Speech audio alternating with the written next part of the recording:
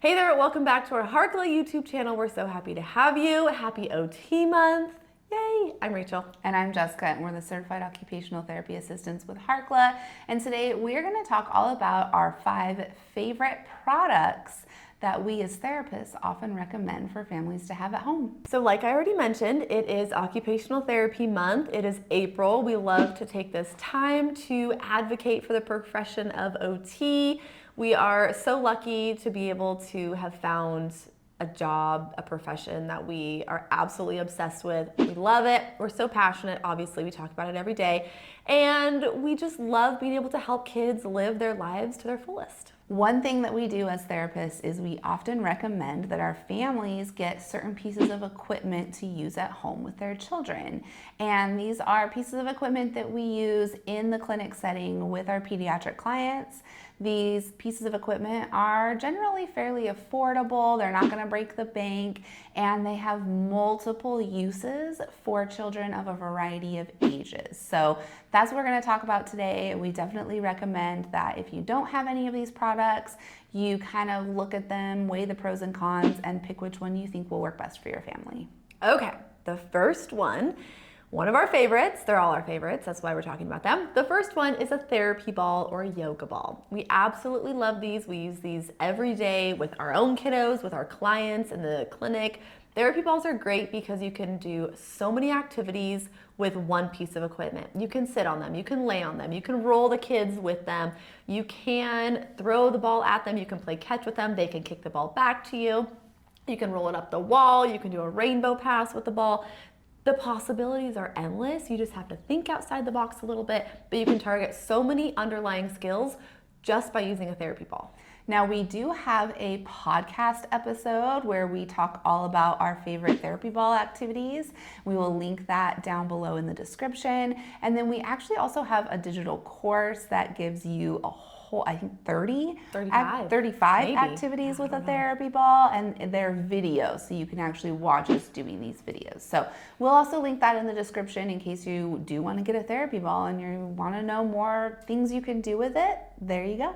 We also have another YouTube video. Can you tell that we're obsessed with therapy balls? We have a whole YouTube video with 10 activities that you can do with a therapy ball or a yoga ball, and so you'll definitely want to check that out as well if this is on your list. We also want to say, because we get asked this all the time, what size therapy ball to get.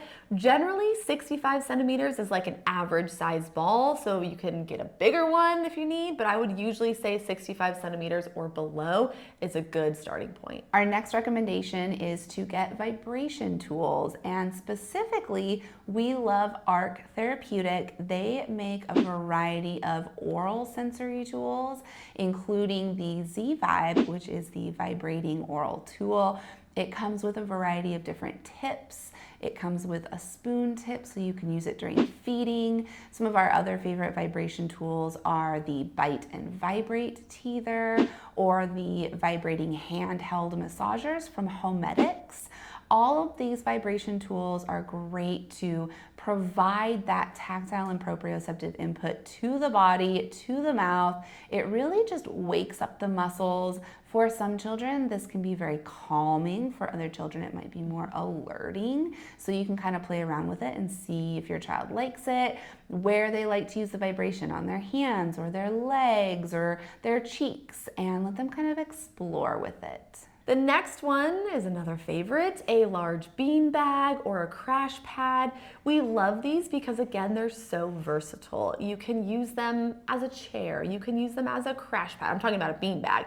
You can put it in your living room. You can put it in your playroom. You can put it in your child's room. You can put it in the kitchen.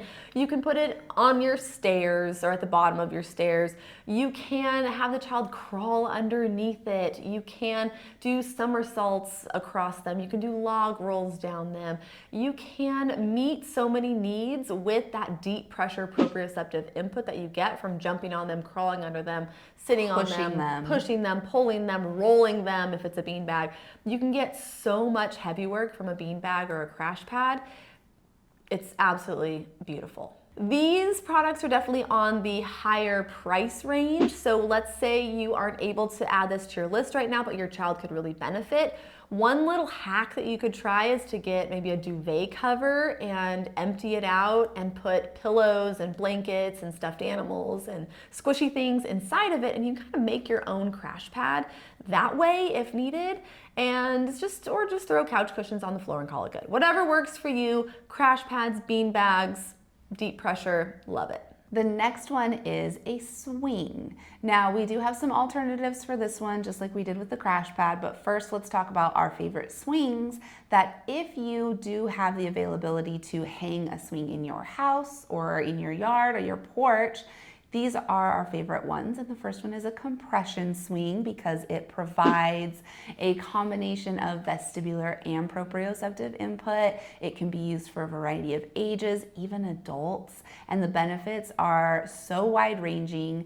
The other one would be the pod swing, and if you have young children, toddlers, the pod swing is so great. It provides them a safe enclosed space to safely swing and have fun in that swing. And then another one that we really love would be a platform swing. And this one is just, it kind of is just like a board, a platform that has the ropes attached to the hook to hang up. And it provides a flat surface for your child to either sit or lay on while they're swinging and getting that great vestibular input. We also love hanging like monkey bar type swings where they have like the bar on top and then they have the handles so they can choose between those. Really works that grip strength, improves fine motor skills, provides more traction to the body, a lot more proprioceptive input. You can work on a lot more skills. These are great for older kiddos too. But again, if you can't hang a swing in your house, if it's like, okay, that's crazy, then we're gonna go to the park or we're gonna use a blanket swing as well. Those are two great ways that you can still get that same type of movement, but we're not drilling holes in our ceiling. But if this is something that you're interested in, we do have separate videos on how to install like our Harkla swings here. If you want to make sure that you're installing them safely, which we highly recommend, we definitely want you to check out those videos. There are a variety of swings on the market. We are, a little bit biased because our swings are pretty awesome, so definitely check those out. We'll link everything in the description below. Additionally, we do have separate videos with 10 activities you can do with the compression swing, as well as 10 activities you can do with the pod swing. So if you do have the option to get those swings and put them up in your house, we'll link those videos for you so you have some new ideas on how to use them. The last one that we're going to recommend are some of our favorite tools and products for encouraging fine motor skills and fine motor activities. And as occupational therapy assistants, we love and we focus a lot on building these fine motor skills. So we like to do that through puzzles and crafts and using scissors and loop scissors and container play. So I know this is a lot all in one, but it was really hard to just choose one for this. So think about fine motor skills, puzzles, handwriting, stress balls, improving hand strength. There's a lot here. So we're gonna pick one or two things that are encouraging and meaningful to your child. And go from there. Yeah, so if your child doesn't love puzzles, that's okay. You don't have to get puzzles. You can choose something else that's gonna develop those fine motor skills. With crafts, we love glue, like not the stick glue, but the actual Elmer's liquid glue that can get sticky and messy. So we're, working on some tactile modulation when our fingers get the glue on them. We love glitter. We love crayons that are broken because when a crayon is broken, it's much smaller and it requires the child to use their fingers. So we're building that fine motor skill, those fine motor skills through those broken crayons or the small markers, or they have little rock crayons or crayons that are in different shapes that really require the use of those finger skills. Just make sure that when you are doing these fine motor activities, they are meaningful to the child. For an example, real quick, I'll just share, I was doing a tracing activity with my son who's 3.5, and I had traced the dog to the dog bone so he can have his bone. He did one of them, he's like, this is dumb.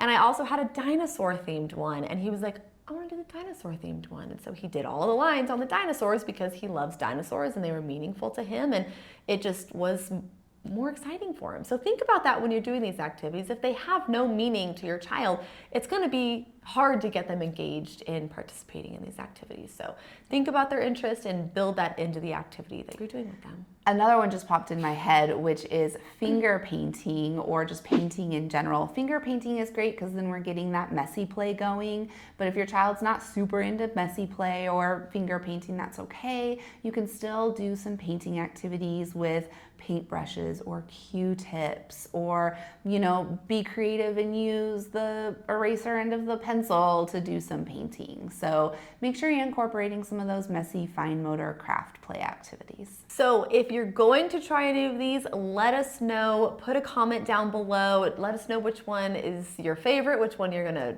order today, or which one you're gonna DIY today, which crayons you're gonna break. Let us know how it works and how it goes. If you loved this video, make sure you like it, subscribe to our Harkla YouTube channel, and share this video with a friend. If you are interested in tapping into the podcast world, we do have a podcast with over 300 episodes. It's All Things Sensory by Harkla, and we do talk about all things sensory and more. And then make sure you're following us on social media. We are at Harkla_family, as well as at All Things Sensory Podcast on Instagram. We drop a new YouTube video every Tuesday, so we will plan on seeing you next week.